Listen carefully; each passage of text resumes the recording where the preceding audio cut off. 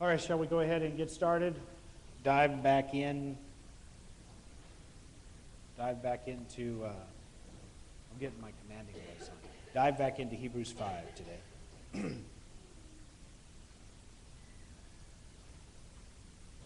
Does anybody know the two books that come before Hebrews?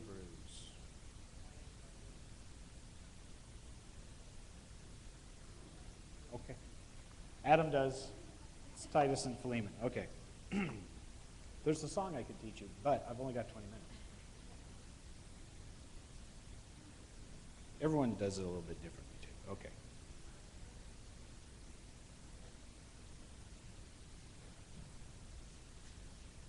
So I want to start off by saying I was a little mistaken. For some reason, I can't count the number of Sundays in a month.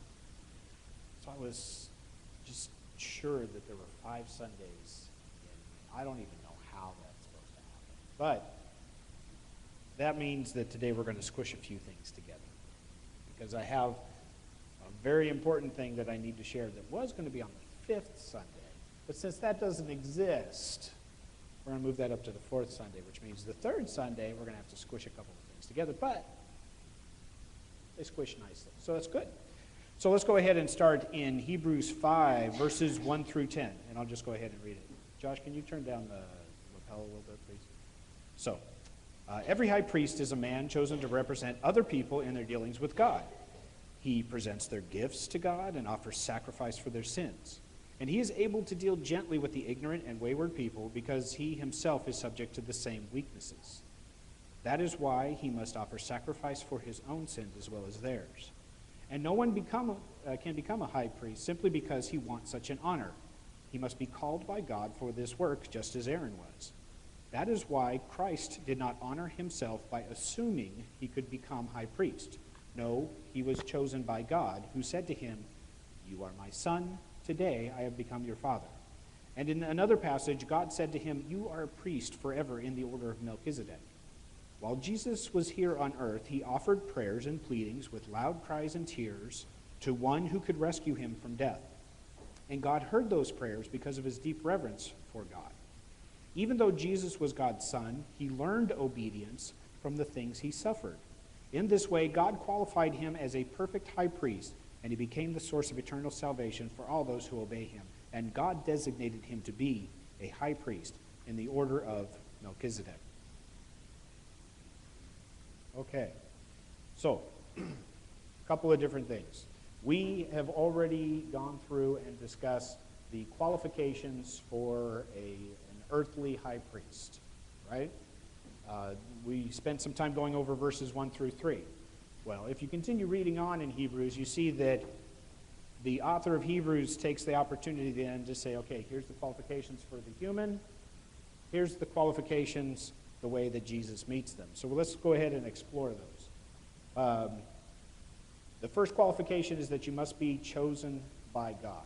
What does it say in verse 4?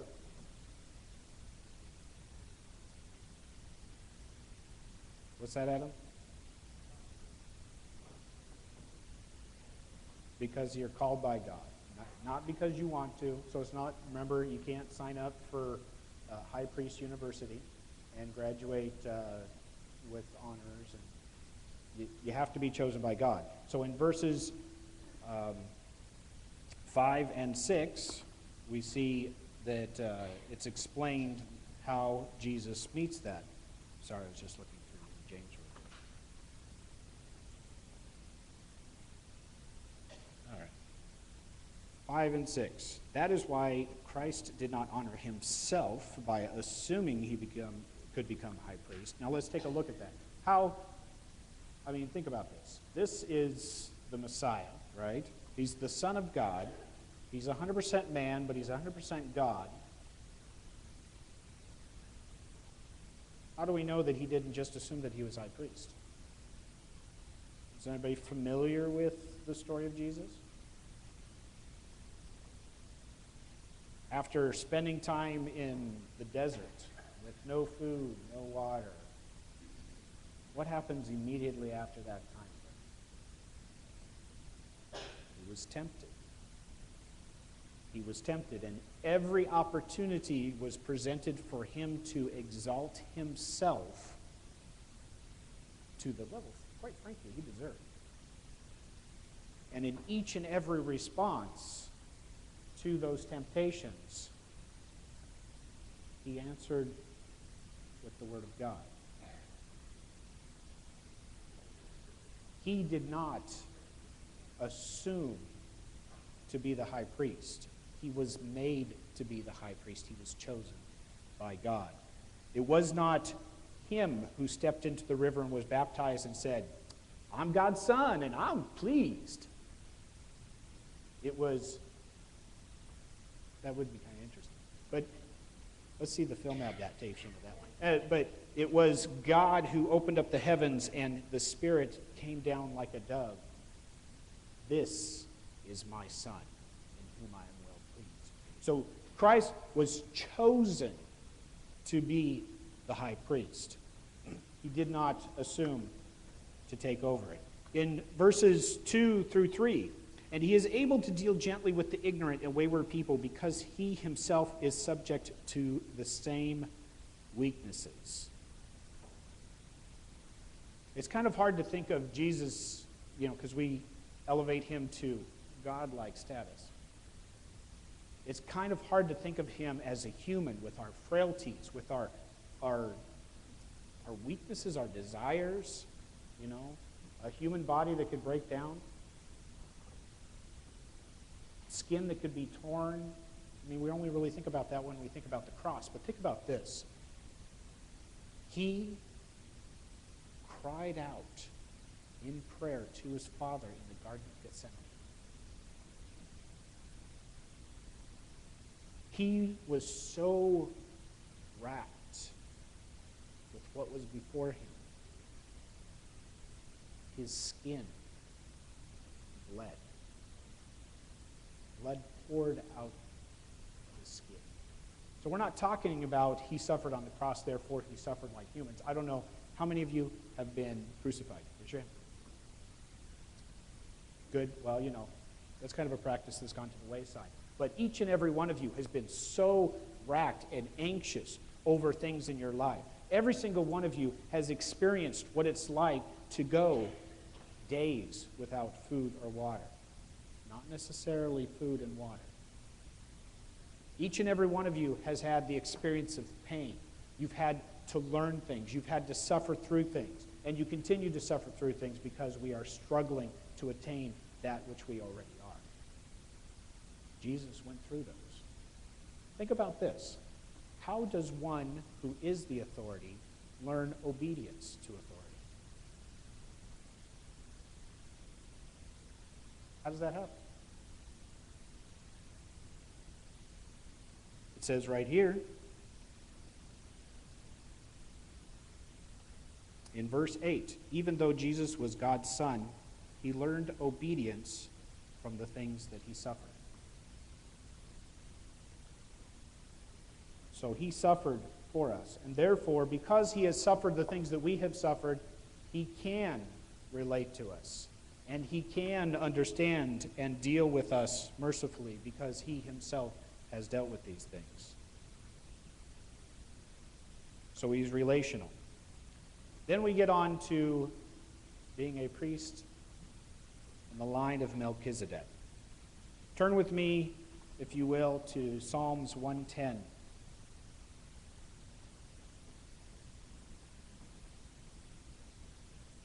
We're just making a brief stop.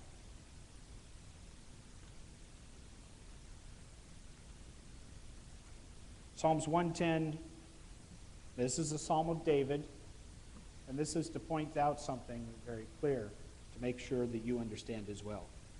In verse 4 of Psalms 110, "The Lord has taken an oath and will not break his vow. You are a priest forever in the order of Melchizedek."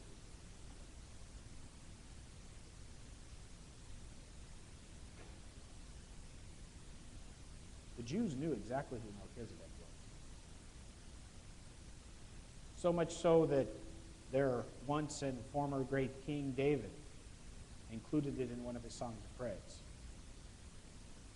So God is making it very distinctly clear when he says that Jesus is a priest in the order of Melchizedek.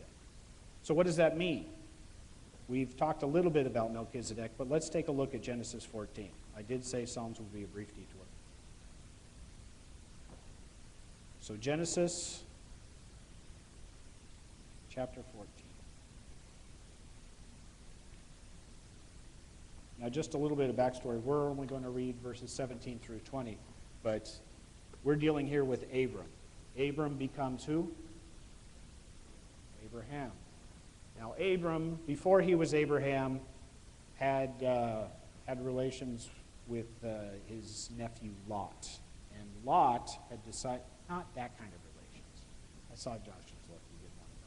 I'm not saying he laid with him as one would lay with a woman. I'm saying he had a relationship. Lot decided, after there were squabbling amongst them, to go off and live apart from him. Now, before the story we're all well versed on, of Sodom and Gomorrah, before that, Lot was actually taken prisoner. A king of a neighboring country came in and ransacked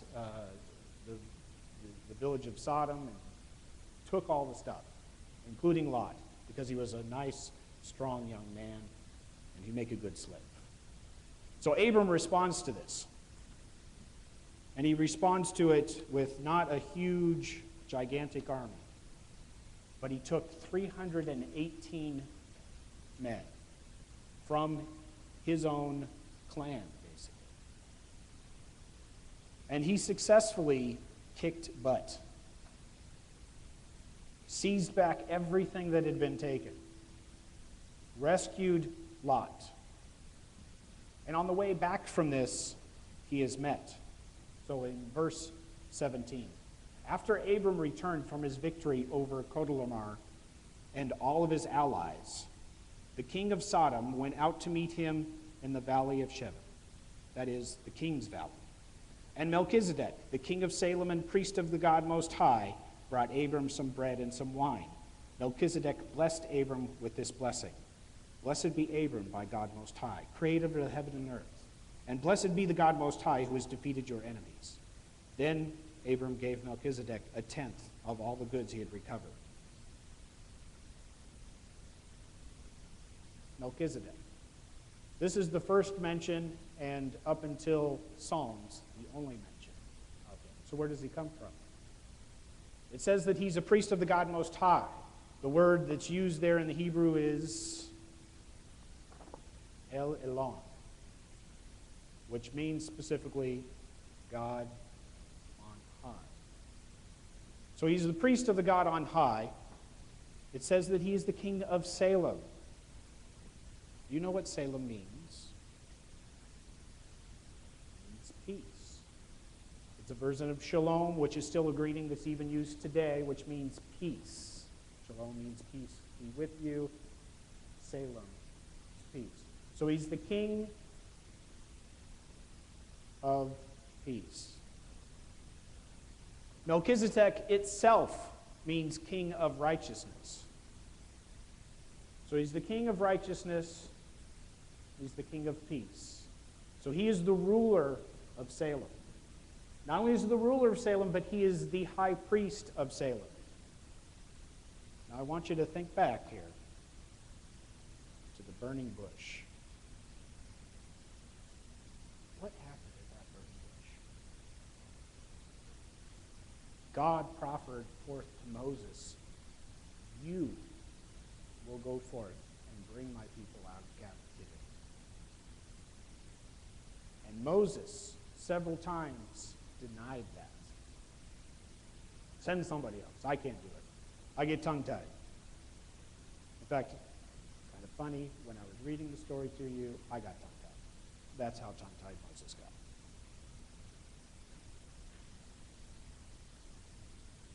In fact, he says in Exodus 4:13, send anyone else. Send anyone else. Remember how I mentioned the Garden of Gethsemane? Think about this for a minute. Jesus, wrought with what he knows is going to happen, prays out to his Father, please take this cup from me. Send anyone else, right? Take this cup from me. Send anyone else. The difference here between Moses and Jesus didn't stop there. He said, but not my will, yours be done. Please take this from me, but I know this is mine because you have given it to me. Your will be done. So where we see Moses denying the role that God has given to him, saying, take this cup from me, and God says, you know what? Here comes your brother Aaron. He will be the high priest, and you will be the voice of God to him. Jesus says, take this cup from me, but your will be done, not mine. At that moment, he claims back not only the kingship, but the priesthood, joining it together in the same manner that Melchizedek had joined it together. So we say in the line of Melchizedek, in the order of Melchizedek, it's the example that Melchizedek brings forth. The king and the priest combined into one. This is what Jesus has done, combined these things back together the way that they should have been. The way that they would have been, except for the failing of man. Christ was able to overcome that humanity, that failing man, and submit to the will of his Father. Now, we have all suffered through many things. We've all suffered through different things. We've all had those moments of failing. We've suffered through things like abusive parents, alcoholism, drug use, deaths of loved ones. We've suffered through all sorts of things. The list could go on and on and on. Just as Christ learned obedience through his suffering, just as he brought things back together, as he understood who we are because of what we suffer through as well, what have we learned from our suffering? He learned to say, even though this is a huge burden to bear, not my will but yours. Not my will but yours. He learned to understand what true obedience to what God has placed before him was. To put aside his own will and follow what God has put in place. So what have we learned through our things? Do we still exhibit the same type of behaviors that put us through that suffering to begin with? Do we continue to put roadblocks? No. Anyone else, Lord, please? Anyone else? Or do we take hold of that and own it and say, not our will, but yours? We are given an example in Jesus of what that looks like. Because we have the example of him, we have the framework in place, so we can learn what it looks like to actually do that. And if we're willing, maybe we can share what that looks like with each other. So as we take an opportunity to get into cell groups, maybe share some of that suffering with people. What have you gone through? What have you learned through that? Remember, it's not a time for wallowing in that. Jesus didn't come back to the disciples on the third day and say, you will not believe what just happened to me.